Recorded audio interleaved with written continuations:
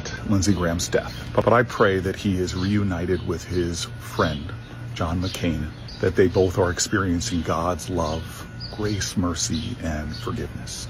My prayers are with his family and all those who loved and cherished him. I will miss my perhaps most unexpected friend in the Senate and someone with whom I got some good things done. This video can only stay up on TikTok if I don't cuss him out and I don't threaten him. Am I right? Am I right, Brad? I think so, yeah. We sick and tired of that. Okay? That thumb is getting on my goddamn nerve. This punk ass, see? Who? I can't do it. Who you talking about? Cory fucking Booker. Oh, yeah. We sick and tired of that. He can't say that. He can't say that, but I can. We sick and tired of that. No, I can't say that. The Democrats, yet again, are nothing but a fucking joke. And before people start typing up paragraphs and all this stuff, I am left-leaning. I voted against this man Trump 3 times, okay? We got that out the way. But here's why they will always fail us and they're a joke. Because recently, as y'all know, Lindsey Graham passed away. And what do Democrats do? They give their condolences. Democrats don't have to give condolences because Republicans would never give condolences to y'all when y'all time is. They would laugh and spit on your graves. Democrats doing this whole, oh, but we're better than this thing is a bunch of bullshit because y'all are not better than this. Y'all are weak. Republicans are throwing punches and Democrats, y'all are on the ground crying, calling for your mommy, your teacher, someone help. Until we get dirty, Democrats, you will always be losers. What's up, family? Welcome back to the channel. So today we got a story that is really exposing something deeper about what's happening in this country.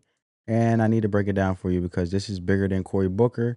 This is bigger than Lindsey Graham. And this is bigger than one party or one politician.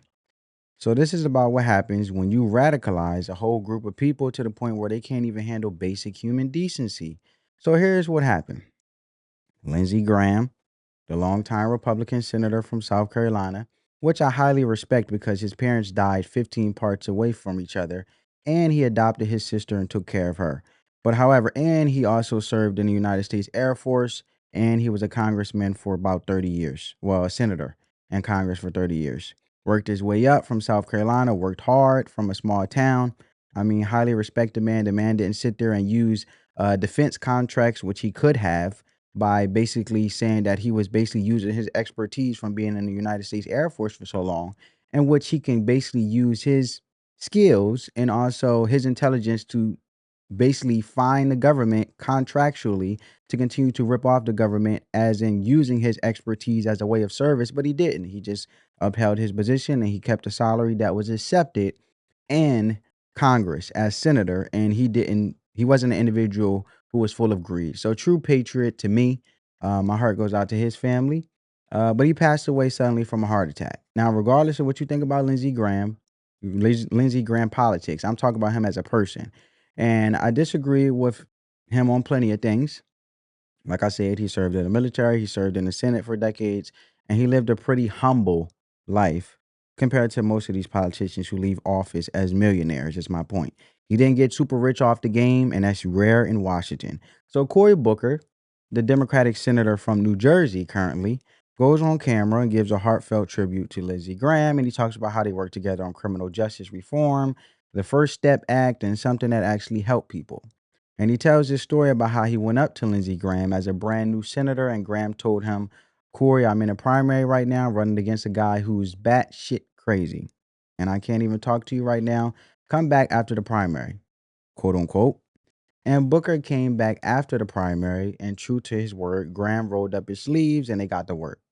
And at the end of the negotiation, when a White House official was fighting Booker on including protections for children in solitary confinement, Lindsey Graham got on the phone and said, are you kidding me? We need Cory Booker to get this bill done, give him what he wants. And that's a real story. That's two people from completely different sides of the aisle, Democrat and Republican. We all know that Cory Booker is a Democrat, Lindsey Graham is a Republican, putting aside the political theater to actually get something done for the American people. And Booker closes his tribute by saying, I will miss my perhaps most unexpected friend in the Senate and someone with whom I got some good things done. I pray that he is reunited with his friend John McCain and they both are experiencing God's love, grace, mercy, and forgiveness, quote unquote. Now, that sounds like a classy thing to say about a colleague who just died, right? Wrong, because apparently in 2026, you cannot say something nice about a political opponent even after they passed away without the online mob coming after you with pitchforks. And that's exactly what happened. So these liberals, I want to call them liberal lunatics, but I'm trying not to call names. But these liberals, uh, these so-called tolerant, loving, compassionate people who claim they want to give everybody health care and save the world, and they absolutely lost their minds on Cory Booker, as you can see. And they are destroying him all over TikTok, all over social media, calling him weak and calling him a traitor, saying he's humanizing a monster. And one of them had the audacity to say, and I quote, "You can't campaign saying these people are a threat to democracy and then turn around and say they're actually a good guy after all." Another one literally compared Lindsey Graham to Hitler. I'm not even joking. She said, "I'm convinced these are the same people who were praised and utilized Hitler." And she compared Lindsey Graham, a United States senator who served his country in the military, to Adolf Hitler. And this is the problem. This is the mindset that has taken over the Democrat Party's activist base. These people have been fed so much rhetoric about how Republicans are evil, how they are fascists, how they are Nazis, how they are a threat to democracy, that they actually believe it. They actually believe Lindsey Graham was Hitler, and they actually believe that showing basic human decency and respect for a deceased colleague is a betrayal. And here's the thing that's really important to understand. The politicians themselves, they don't believe this stuff. Cory Booker and Lindsey Graham were friends behind closed doors. They worked together, they got things done, and they respected each other. So now I want to show you guys another clip. So I go up to Lindsey Graham, and I'm a brand new senator, determined to do something about mass incarceration. And I hear through Dick Durbin and others that he's the guy to work with. And I say, "Mr. Graham, sir, I'd like to work with you on criminal justice reform." He seems almost amused by what I said. He goes, "Cory, do you understand? I'm in a primary right now, and I'm running against a guy who is batshit crazy. I can't even so much as talk to you right now. Get out of here, man. Come back to me after my primary." And I laughed and came back to him after the primary. And true to his word, he rolled up his sleeves and we went to work. And thanks to him and Dick Durbin and some other Senate heroes, our bill became the First Step Act after years, 2 presidents, 2 Congresses, and became law. One of my favorite moments in that negotiation was at the last minute, I'm trying to force one more thing into that bill. This has to do with children being put in solitary confinement. And I am going at it with this White House official who says, "No, hard no." And we're almost yelling at each other. And then he says, "I'm going to get Lindsey Graham on the phone and he will tell you." And so he gets the White House operator to connect Lindsey Graham onto the phone. And Lindsey Graham listens for maybe a hot second and then interrupts the guy and says, "Are you kidding me? We need Cory Booker to get this bill done. We can't do it without him. Give him what he wants." And it was in the bill. It's now part of the law of the land. One of the White House negotiators during that first negotiation told me that Lindsey Graham was like an unguided missile. That God, you never knew which way he was going to go, whether he would come back and hit you.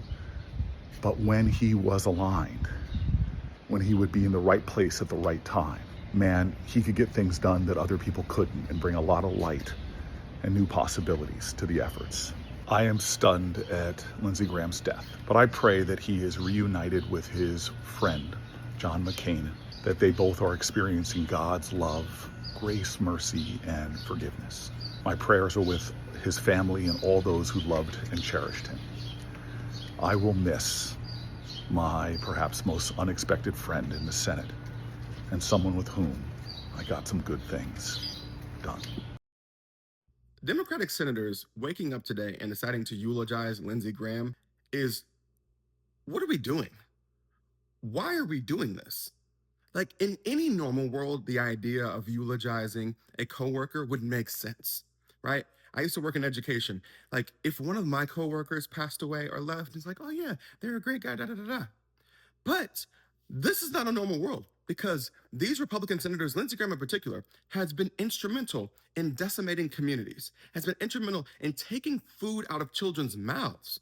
in cutting programs that make sure that women and children have access to health care, in voting to try to make sure that women don't have access to reproductive health care. Like, his funded endless wars has literally been put his pen to paper to see the destruction of groups of people both domestically and abroad. This is not a normal world. These folks are evil. Lindsey Graham has acted in such nefarious and evil ways that have had dire consequences, including death, for tens of thousands, if not millions of people. And for the record, if one of my coworkers in education I found out was harming children, I'm not eulogizing them when they leave. Good riddance. I don't want you here. Be gone. Wanna be? Be gone. So I think sometimes this is where folks get frustrated, because you can't simultaneously campaign and say these folks are a threat to democracy while we watch the chaos, the destruction, the bloodshed, the carnage that happens as a result of their plans and ideas, and then turn around and be like, well, they're actually kind of a good guy after all. This is such an incredibly stupid thing for them to be doing, and they deserve every bit of the vitriol they're going to get from everybody for it, because it is not a humane thing to humanize a person who has acted in ways that are dehumanizing to other people. Thanks for coming to my TED Talk. Kidding me? We need Cory Booker to get this bill done. We can't do it without him. Give him what he wants. And it was in the bill. Whoever is Cory Booker's handler, they are working overtime right now. Because what I dislike most about the Democrats, and I am a Democrat, is the idea that they have to praise and celebrate and uplift people who are their opposition, who have done policies and practices that put people that look like them in harm's way. And they do this thing where they use anecdotal experiences of when that person once did a good thing and therefore totally negates the harm that they've committed while they were alive. And at this point, I'm convinced that these are the same people who would praise and eulogize Hitler. Because why? After everything that Lindsey Graham has done throughout his career that has put Black and brown people at risk, he has shamed and demonized trans folks, he has shamed and demonized other members of the LGBT community, he has shamed and demonized immigrants, he has said we should do to other countries what we've done to Gaza, that Democrats think it's appropriate to get online and praise this man. Like so many degrees and so many books, and yet they cannot find the knowledge to read the room. Because Lindsey Graham helped to enable this fascist administration that we're currently grappling right now. I'm just trying to understand, what do they hope to gain by this? This is not going to move the needle on getting the Republicans to vote in line with them. It's not. All right, so you guys heard the rhetoric. Look, the base, the voters, the people who watch MSNBC, now known as MS Now, and read the tweets and listen to the nonstop doomsday rhetoric, they actually believe it, as you can see. And they've been radicalized to the point where they can't distinguish between a political disagreement and actual evil. And they can't distinguish between a guy who voted differently than them on abortion and literal genocide. And this is what happens when you spend years telling your base that the other side is not just wrong, but that they're evil and they are a threat to democracy, that they're Hitler. You create a monster. You create people who think that dancing on someone's grave is the appropriate response to death. And you create people who attack their own party senator for having the audacity to show class. So let me tell you something, family. I've been saying this for a long time. You can disagree with somebody politically without thinking they're a bad person. I disagree with Cory Booker on a lot of things, right? That's just what it is. But I don't think he's a bad person. He genuinely believes in what he's doing.